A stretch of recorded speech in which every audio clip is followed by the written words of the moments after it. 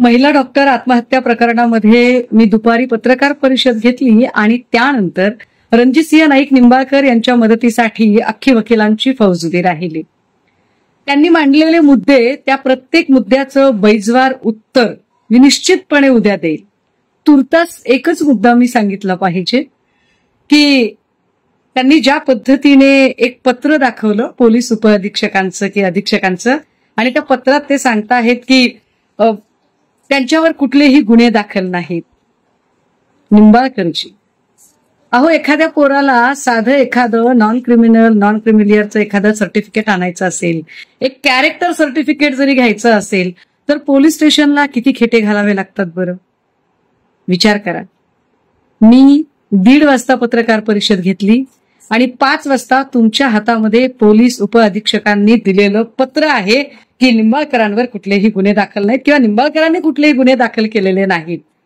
माझा आरोप तुम्हीच सिद्ध केलाय की पोलीस स्टेशन आणि अधिकारी कर्मचारी हे तुमच्या हाताखाली कसे वावरतात आणि तुम्ही कसं मॅनिप्युलेशन करता हे तुम्हीच सिद्ध केलंय की होय अधिकारी तुमचं ऐकतात.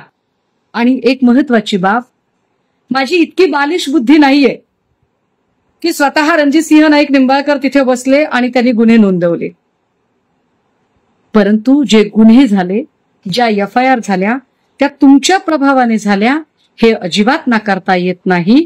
जयश्री अगवणे या मोकाच्या आरोपी आहेत, पण त्यांच्यावर मोका कुणी दाखल केला, कसा दाखल केला हे वेगळं सांगायला हवं का? मी त्याचेही पुरावे घेऊन येईल. आणि हो, तुम्ही जर कुठेच इंटरफेअर केला नसेल तर ईडीच्या प्रकरणात तुमच्या लेटरवरचं पत्र तिथे कसं काय पोचलं असं ह्या सगळ्यांवर मी अजून एकदा बोलेल. पण मी 48 तासात माफी वगैरे मागितली पाहिजे, नाहीतर तुम्ही मला 50 कोट वगैरे सांगताय. मला असं वाटतंय निंबाळकर, तुम्ही तुमची संपत्ती बघून माझ्यावर हा आरोप करायचा प्रयत्न करताय. कदाचित तुमची संपत्ती 200-500 कोटी, कदाचित त्याच्यापेक्षा जास्त असेल. मी सडाफटिंग माणूस आहे, तशीच कधी वेळ आली तर मला तुमच्याकडूनच व्याजाने आणि उसने घ्यावे लागतील आणि काही करावं लागेल. पण एक नक्की, तुमच्याकडे सत्ता असेल, संपत्ती असेल, माणसं असतील, ताकद असेल, फडणवीसांचा आशीर्वाद असेल, तुमच्याकडे सगळं आहे. पण माझ्याकडे एक गोष्ट आहे जी तुमच्याकडे नाही.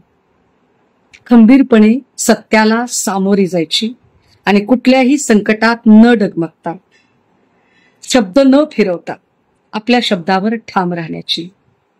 त्यामुळे निंबाळकरजी, तुमच्या प्रत्येक आक्षेपाला मी कायदेशीर उत्तर देत, मी कायदेशीर लढायला तयार असेल. मी माफी मागणाऱ्यांच्या परंपरेतली नाही.